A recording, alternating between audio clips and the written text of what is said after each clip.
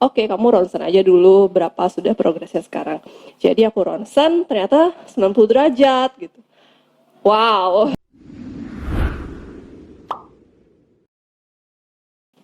Halo Sobat Visionesia, kembali lagi di Visionesia Tanya-Tanya. Kali ini kita akan ngebahas tentang skoliosis. Dan kali ini kita kedatangan tamu spesial nih. Silahkan Kak, perkenalkan diri. Halo semuanya. Halo, perkenalin namaku Feby, aku seorang skolioser dan juga seorang dokter. Terima kasih untuk diundang hari ini Gita. Oke, keren sekali ya. Jadi Kak Feby ini merupakan pejuang skoliosis dan dia juga seorang dokter. Oke Kak, mau tahu nih, pertama kali Kak Feby tahu kalau Kak Feby mengidap skoliosis itu kapan sih? Oke, untuk pertama kalinya tahu aku skoliosis itu kira-kira umur 14 tahun. Waktu itu kelas 2 SMP ya kalau nggak salah. Itu pertama kali tahu ketika ibuku ngelihat aku pakai baju kebaya dan bahuku itu tinggi sebelah dan payudaraku juga lebih besar sebelah. Jadi langsung kontrol ke dokter spesialis ortopedi, konsultan spine, dan di ronsen dan akhirnya ketahuan skoliosis waktu itu 40 derajat. 14 tahun dengan derajat 40 derajat Iya, itu benar sekali. sudah termasuk mau masuk ke derajat berat ya? Iya, benar banget itu sudah mulai derajat di mana indikasi operasi ya, udah mulai persiapan. Jadi ya memang waktu itu masih pakai brace, 14 tahun masih masa pertumbuhan. Jadi ya lumayan persiapannya lama hingga akhirnya sekarang sudah operasi. Iya, untuk 14 tahun 40 derajat. Memang sering kita lihat Kak ya di lapangan pejuang skoliosis itu tidak sadar kalau dirinya skoliosis dan sering dilihat oleh orang tua ataupun orang sekitarnya. Kak Feby sendiri pertama kali tahu dari orang tua. Orang tua. Bener banget. Jadi penting banget mungkin Kak ya untuk Sobat Visionesia yang punya adik atau saudara yang akan masuk ke usia pubertas, mungkin bisa di screening ya adiknya. Iya bener banget. Jadi memang kadang karena itu posisinya di punggung kan ya. Jadi kan kita yang ngacanya selalu lihat depan aja mungkin nggak akan terlalu kentara, bahunya tinggi sebelah cuma 0,5 sampai 1 cm atau ada besar payudara sebelah atau pinggangnya tinggi sebelah. Jadi kan otomatis panjang kaki juga lebih tinggi atau lebih rendah sekitar 0,5 sampai 1 cm. Sampai ada orang lain yang mengkoreksi gitu. Kalau ada yang komentar, kok ada yang aneh ya posturmu, caramu berdiri, caramu berjalan, dan pada kasus saya itu diketahui oleh orang tua pertama kali. Ya benar banget penting sekali untuk screening itu sendiri ya, terutama pada usia pubertas karena biasanya memang skoliosis pertama kali dideteksi atau di screening pada usia pubertas, yakni pada usia 12 tahun ke atas. Meskipun ada kasus-kasus lainnya yang skoliosis bisa ditemukan pada anak-anak ya. Cuman biasanya pada adolescent scoliosis, jadi pada remaja, usia yang pertama diketahui adalah pada usia pubertas. Jadi pertama kali menstruasi kalau pada perempuan atau pada laki-laki ya di usia yang sama. Seru banget ya. Jadi sekarang kita sharing dengan pejuang skoliosis dan juga seorang dokter. Jadi akan ada ilmu lebih. Oke, sejak pertama kali Kak Feby tahu Kak Feby skoliosis, apa sih yang Kak Feby lakukan? Pertama kali tahu ya seperti tadi mencari tahu apakah yang kelainan tulang ini disebabkan oleh apa. Jadi ke dokter spesialis tulang. Otomatis memang harus di ronsen ya, ronsen tulang belakang, dan waktu itu memang untuk mengetahui derajatnya harus diukur dari Cope angle-nya itu sendiri dari hasil ronsennya. Jadi setelah tahu 40 derajat dan masih dalam masa pertumbuhan, otomatis adalah yang pertama adalah pembuatan brace. Jadi otomatis langsung dirujuk ke dokter, ditangani bersama dengan dokter rehabilitasi medik, spesialis rehab medik, untuk pembuatan brace dan pemberian gerakan-gerakan apa saja yang harus dilakukan dan dihindari pada penderita skoliosis. Kemudian pembuatan brace kira-kira 1 bulan ya, karena dicetak sesuai dengan tubuh kita, sama seperti buat gips ya, dicetak dulu, kemudian akhirnya dibuat sesuai ukurannya. Akhirnya pakai brace, dipakainya 23 jam sehari. Seharusnya ya, dan memang itu luar biasa untuk anak umur 14 tahun ya, yang masih bandel ya, pasti rasanya nggak nyaman, kemudian keringetan dan luka-luka pada saat itu. Otomatis perjuangan juga dari pihak orang tua atau orang-orang sekitar untuk membuat saya memakai brace taat waktu ya. 23 jam dilepas hanya sekitar saat mandi. Ya lumayan nggak nyaman, apalagi dipakai sekolah ya. SMP, SMA, sampai akhirnya kuliah. Cuman sayangnya memang sih banyak yang saya beli ya kalau kemakan iklan. Jadi mungkin banyak mungkin penderita skoliosis yang sering banget lihat ada alat yang buat stretching badan itu yang tiduran Seperti terus traksi itu iya ya? seperti traksi modelnya. Kalau di fisioterapi traksi lumbal, nih alatnya bisa dibeli di rumah, dibeli terus di rumah. Pakai itu juga pernah, terus beli yang modelnya bentuk setengah lingkaran juga pernah. Jadi pakai yang pull up bar, monkey bar itu juga ada di rumah. Semuanya ada, latihan stretchingnya, dia renang juga renang gitu. Sampai mungkin kadang on and off, kemudian akhirnya nggak kontrol lagi. Karena kuncinya itu disiplin kayak kalau skoliosis Bener itu. banget. Apalagi penggunaan brace yang harus 23 3 jam. jam, iya. Saat tidur pun harus pakai. Iya bener banget ya, saat tidur mungkin awal-awalnya nggak nyaman ya, tapi kelama-kelamaan lebih nggak nyaman dipakai ketika aktivitas sehari-hari, apalagi mungkin dulu jadinya nggak bisa ikut pelajaran olahraga karena pakai brace, ya banyaklah adaptasi dan lain halnya yang menyebabkan mungkin nggak nyaman bagi teman-teman lain yang masih masa pubertas, merasa bahwa kenapa sih harus pakai ini, belum merasa bahwa pentingnya bagaimana. Kemudian dampaknya ke depan bagaimana kalau tidak pakai dan apa sebenarnya hasil yang harus didapatkan ketika pakai. Jadi ya saya merasakan sendiri bagaimana rasanya tidak nyaman, bandel dan rasanya belum tahu rasanya kapok. Jadi progresif terus akhirnya derajatnya nambah, kemudian baru kontrol lagi pas kuliah. Jadi itu kira-kira umur 23 baru tahu lagi derajatnya udah 90. 90 derajat. Wow, 90 derajat itu sudah di atas banget, udah derajat berat ya. Jadi pertama kali tahu usia 14 tahun 40 derajat, sudah latihan brace tapi masih on off.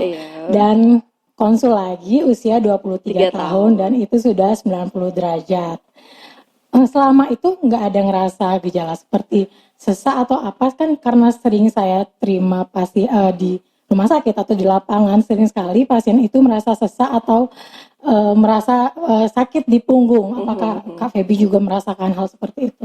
Kalau selama usia dari SMP, SMA sampai kuliah di awal yang preklinik ya, masih kuliah di kampus saja, belum ada praktek, itu sama sekali nggak ada keluhan, sesak juga enggak, kemudian nyeri-nyeri juga enggak, aktivitas biasa, bahkan SMA itu udah mulai aktivitas berat lagi ya kayak basket dan sebagainya. Padahal sebenarnya untuk pasien-pasien penderita skoliosis itu menghindari aktivitas yang olahraga dengan ada lawannya. Jadi ya seperti basket ya yang kontak fisik seperti basket atau sepak bola atau sesuatu yang ada lawannya. Cuman nggak ada keluhan, nggak ada masalah. Jadi sampai akhirnya kuliah pas koas, itu kan udah mulai jaga malam, berdiri, jaga 36 jam. Mulailah ada nyeri-nyeri punggung, mulailah nyeri banget sampai akhirnya rasanya kalau nggak rebahan sehari itu benar-benar nggak kuat. Jadi kalau ikut di ruang operasi ya sebagai koas anestesi misalnya, itu berdirinya lumayan lama, udah mulai dah nyerinya, atau ikut koas bedah itu udah mulai dah nyerinya. Kemudian juga pernah saat bersin itu nyerinya menjalar sampai kaki. Jadi udah mulai ada tanda-tanda gimana neurologi juga terlibat dalam skoliosis ini, yang nggak hanya tulangnya yang kelainan bengkok, tapi juga ada mungkin saraf ya, waktu itu belum tahu ya, waktu ada saraf kejepit entah karena dari herniasi diskus atau dari posisinya yang bikin pulposus diskusnya. Jadi ya mulai beratnya jadi pas koas. Setelah itu Kak Feby kapan memutuskan untuk operasi? Oke, waktu itu jadi kan aku akhirnya tahu tahun 2016 bahwa derajatku 90 derajat. Itu pun setelah aku ikut International Symposium of Scoliosis ya. Diadain sama RSUP Sanglah, Departemen Ortopedi secara internasional. Jadi setelah aku datang ke seminarnya itu di Nusa Dua, aku inget banget. Terus banyak banget laporan presentasi kasus dengan pasien-pasien adolescent scoliosis yang idiopatik. Jadi aku lihat kayaknya aku separah itu, kayaknya punggungku sebesar itu. Jadi kayak aku ngerasa mulai, wah aku nih kayaknya udah parah deh, udah berat banget. Dan itu posisinya aku koas. Jadi aku datengin salah satu presenternya, salah satu membawa materinya, dan aku bilang, Dok, saya skoliosis. Ya, oke, kamu ronsen aja dulu, berapa sudah progresnya sekarang. Jadi aku ronsen, ternyata 90 derajat gitu. Wow, lumayan ya, penaikannya 50 derajat dalam waktu kira-kira 10 tahun. Padahal pada literatur skoliosis rata-rata penambahannya 1 hingga 2 derajat per tahun. Sementara aku 5 derajat per tahun, itu termasuk progresif banget. Jadi otomatis akan lebih nambah lagi di masa depan. Kemudian akhirnya aku konsul ke poli ortopedi, aku banyak konsul sama residennya, karena kebetulan aku koas, jadi melimpir lah ke poli walaupun nggak lagi stase ortopedi. Aku tanya, apa sih komplikasinya, dampaknya kalau aku operasi, kalau enggak. Jadi aku buat perbandingan, kalau aku operasi gimana, kalau enggak operasi gimana. Apalagi bagi wanita kan pasti mikirnya, kalau nanti hamil gimana, kalau nanti melahirkan gimana, dalam posisi tidak operasi ataupun operasi. Kemudian aku banyaklah cari informasi, cari grup internasional skoliosis, grup nasional skoliosis, bahkan grup skoliosis di Bali. Jadi aku saling tanya pengalaman mereka, sampai akhirnya aku mantep bahwa wah aku harus operasi, aku harus banget menghentikan pertumbuhan tulangku yang mulai akan semakin bertambah parah derajatnya. Karena aku pikir di usia tua, sekarang aja aku udah merasa nyeri-nyeri pinggang, sakit banget kan.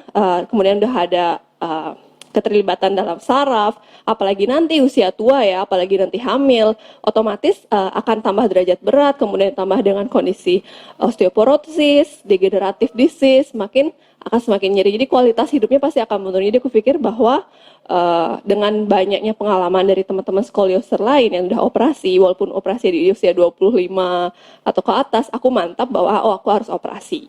Oh, meskipun tahu resiko operasi seperti apa, tapi kan Kak Feby membandingkan manfaat dan resiko operasi yang nantinya akan dijalani. Iya, benar banget. Aku membandingkan antara bahwa manfaat yang aku dapatkan jauh lebih besar daripada risikonya, walaupun banyak ada risiko ya, dari yang paling kecil sampai yang paling besar. Semua hal ada risikonya, bahkan kalau aku nggak operasi pun ada risikonya.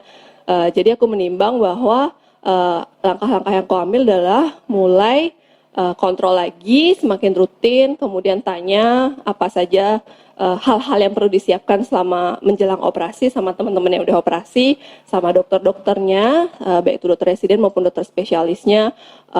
Kemudian akhirnya ya aku mempersiapkan. Jadi aku memutuskan bahwa aku sebenarnya operasi harus secepat mungkin ya, tapi kan banyak pertimbangan. Saat itu aku masih koas, jadi aku memutuskan bahwa aku harus operasi selesai aku ujian kompetensi dokter nasional. Jadi tahun 2018 selesai ujian Februari, aku langsung kontrol lagi dan aku bilang aku siap buat operasi. Aku punya banyak waktu dan aku bisa fokus untuk mempersiapkan diriku. Jadi yang pertama dari ronsen ulang dan ternyata udah 100. Dalam waktu 2 tahun aja udah naik lagi 10 derajat kan. Jadi rata-rata emang 5 derajat per tahun. Kemudian aku mulai urus BPJS ya, aku pakai BPJS operasinya. Jadi sama sekali nggak bayar, tapi dari persiapannya ya emang harus ngantre ya, walaupun kolega dokter, tapi semua aku ikutin prosedurnya sesuai.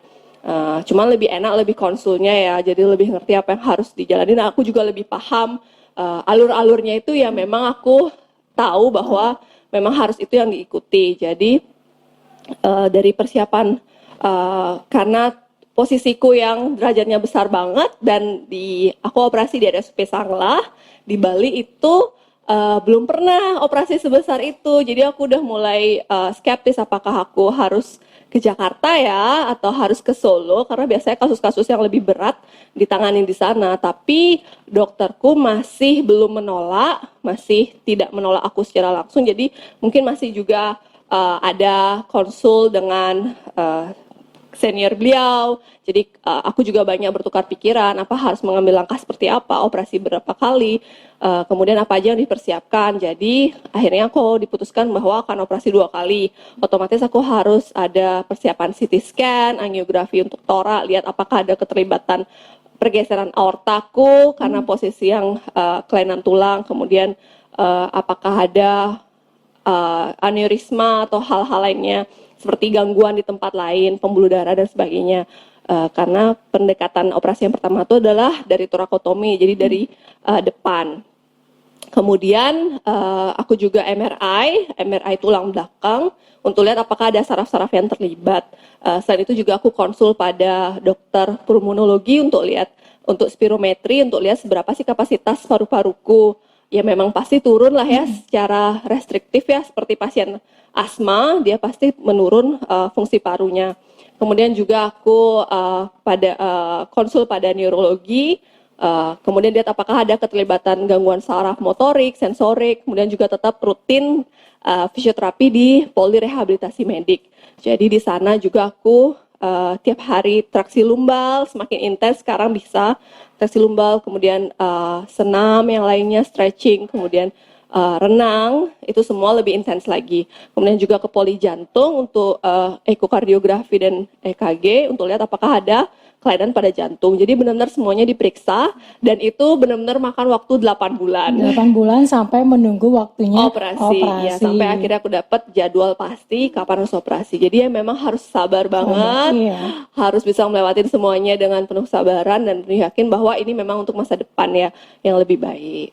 Ya, jadi kan karena di tulang belakang kita itu nyambung ke tulang rusuk ya, ke kosta. Ya. Jadi itu kan mempengaruhi dari jantung dan paru-paru. Iya benar banget. Jadi itu penting. Jadi bahkan selama ini kan aku dari umur 14 tahun sudah terbiasa dengan bentuk paruku yang lebih kecil sebelah kiri ya. Karena kan tulangku bentuknya itu S yang kurva puncaknya itu ada di sebelah kanan. Kemudian otomatis yang kanan ini tulang punggungku lebih besar. Jadi kayak punuknya itu atau hamnya itu lebih besar yang kanan. Otomatis ya rangka torak paru kiriku itu lebih kecil. Jadi kapasitas paruku yang lebih sebelah kiri lebih kecil. Itu sudah aku terbiasa selama 8 tahun itu. Jadi ya tidak bisa serta-merta merubahnya tanpa harus melakukan pemeriksaan lebih lanjut apakah ada hal-hal fungsional yang berubah. Tadi Kak Feby mengatakan melakukan operasi 2 kali. Bisa ceritain sedikit nggak apa perbedaan dari operasi pertama dan operasi kedua? Ya, untuk di Bali pertama kali ya untuk operasi 2 kali ini biasanya pasien-pasien yang lain itu kan derajatnya 70, 60 biasa tuh kali aja operasinya. Jadi emang kasusku yang severe banget, berat banget dengan derajat 100 di torakal dan di lumbal 90 derajat. Jadi dokternya memutuskan untuk diambil 2 kali. Yang pertama torakotomi ya. Jadi dibukanya di ICS 3. Jadi posisi operasiku itu miring kiri ya, lateral sinistra itu dikikis lah istilahnya, diseksi diskus-diskusnya supaya operasi kedua lebih gampang untuk ngelurusinnya. Kemudian jaraknya 2 minggu. Selama 2 minggu ini aku dibuatin alat untuk traksi manual. Jadi aku juga ngelakuin traksi lumbal dengan kakiku. Otomatis setelah itu 2 minggu kemudian diharapkan ada perubahan yang lebih baik. Aku lakukan operasi yang koreksi tulang belakang, pemasangan cord, pemasangan splat and screw sama cordnya. Jadi ya 2 kali itu ya lumayan 1 bulan jadinya opname di. Jadi di sini Kak Feby menghabiskan waktu kurang lebih 1 bulan di rumah sakit ya? Iya benar banget. 1 bulan buat aku, meskipun pasien lainnya atau teman-teman skoliosis lainnya hanya menghabiskan waktu 1 minggu karena operasinya hanya 1 kali. Oke, setelah operasi apa sih yang Kak Feby rasain? Wah, perbedaannya jelas terasa banget ya sebelum dan sudah operasi. Jadi dari sesaat setelah operasi mungkin emang masih nyeri ya. Waktu di ICU masih belum bisa miring kanan kiri, masih harus dibantu sama perawat atau dokter maupun fisioterapis. Kemudian 1 minggu setelah pulang, sebenarnya setelah brace post op itu jadi udah bisa buat belajar jalan lagi. Jadi benar-benar dari nol, belajar jalan, belajar duduk, semuanya diatur, semuanya dikasih tahu apa sih hal-hal yang harus dilakukan setelah spine surgery. Jadi dari masuk mobil, duduk atau ambil barang yang ada di bawah dan beban yang harus diangkat. Jadi waktu itu maksimal cuma boleh angkat 2,5 kilogram dan nggak boleh ngambil bebannya itu bungkuk. bahkan waktu itu pakai celana pun waktu itu aku belum bisa awal-awal 1 minggu setelah operasi. Jadi masih harus dibantu. Kemudian 1 bulan semua sudah biasa, bangun dah aktivitas lancar. Kemudian 3 bulan aku udah mulai naik mobil, belajar naik mobil sendiri. Awalnya itu ada polisi tidur itu kerasa banget getarannya. Sampai akhirnya terbiasa, kemudian belajar naik motor, sampai akhirnya aktivitas kembali bekerja lagi 4 bulan, yaitu sebagai dokter internship. Kemudian nggak ada nyeri lagi, otomatis ya nggak ada nyeri pinggang setelah lama berdiri. Kemudian nggak ada yang namanya kemudian rasanya dada tuh lebih plong. Otomatis kan sekarang fungsi parunya, kapasitas parunya hampir mirip ya kanan kiri. Jadi lebih beda aja gitu rasanya nafasnya. Walaupun sebelumnya emang nggak ada gejala sesek. Nah itu perbedaannya yang benar-benar terasa ya. Apalagi tingginya nambah 7 cm. 7 cm. Iya, jadi kerasa banget perbedaannya dengan situasi di rumah. Jadi situasi di mobil yang jaraknya tuh makin deket sama atap mobil. Kemudian juga sama pintu, kemudian bahkan sama mama, sama bapak itu, sama ade juga rasanya tuh lebih Beda. tinggi, ya lebih tinggi. Terus ngomongnya tuh jadi agak matanya tuh jadi karena lebih tinggi, jadi otomatis matanya lebih ke bawah kan. Nah itu jadi perubahannya terasa besar sekali. Jadi lebih percaya diri juga ya, dulu lebih agak sempat minder apalagi pakai pakaian yang ketat. Jadi otomatis bajuku dulu bener-bener longgar-longgar banget. Terus pakai kebaya tuh aku udah kayak yang udah pakai kebaya lagi hari ini gitu. Jadi kalau ada pakaian yang ketat nempel tubuh itu bener-bener nggak nyaman dan nggak pede. Tapi sekarang udah rasanya pede lagi. Jadi pakai pakaian yang pas body itu, pas badan itu lebih pede. Lebih pede lagi itu penting banget ya untuk meningkatkan Iya, kepercayaan bener diri. banget. Selain kualitas hidupnya tadi yang pengen aku cari. Iya. Oke, kali ini kita akan memasuki sesi akhir dari podcast kali ini. Ya, Kita akan ngebahas nih, Sobat Visionesia, tentang mitos dan fakta tentang skoliosis. Oke. Ya, pertama Kak Feby. Skoliosis disebabkan karena membawa tas yang terlalu berat, mitos atau fakta? Mitos ya. Menurut itu mitos karena kalau penyebabnya memang saat ini belum diketahui, makanya namanya idiopatik. Idiopatik. Tetapi itu setelah banyak penelitian itu penyebabnya adalah genetik.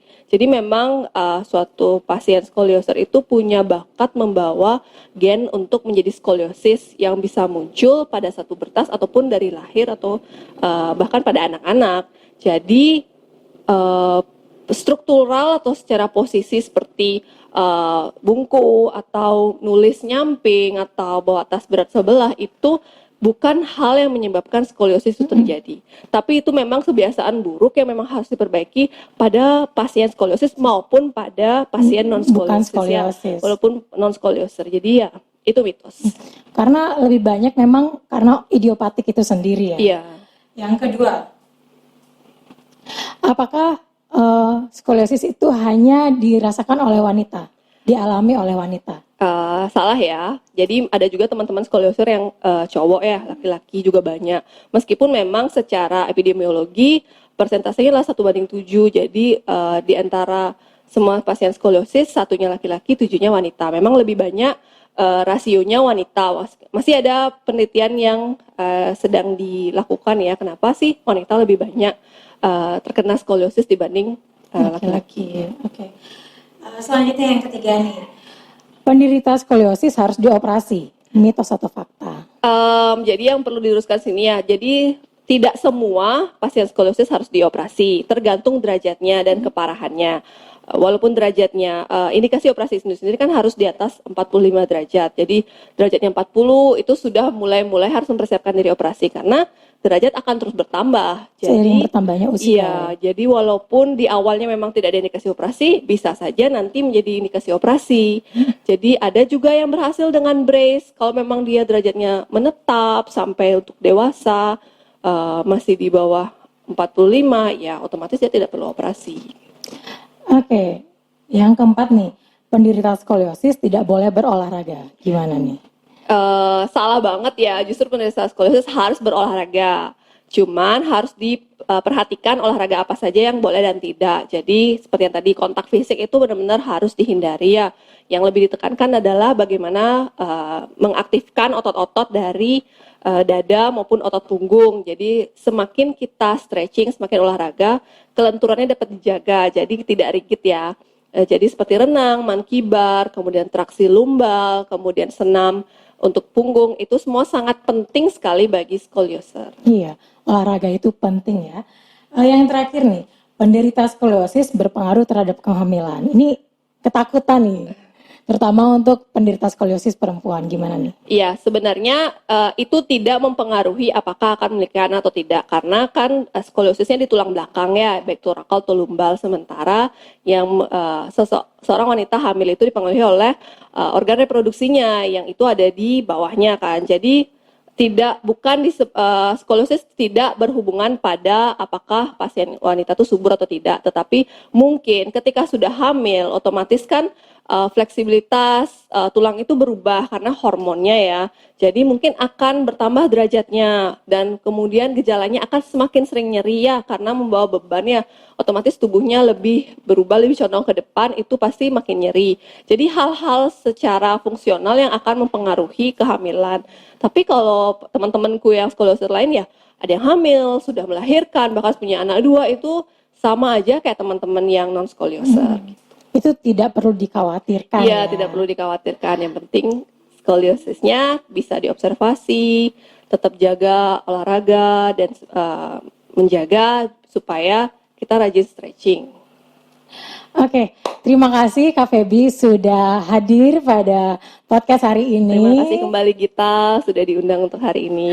Oke, Sobat Visionesia, semoga informasi kita kali ini berguna untuk teman-teman semua. Terima kasih sudah menonton podcast Visionesia. Kembali lagi, bye. Bye.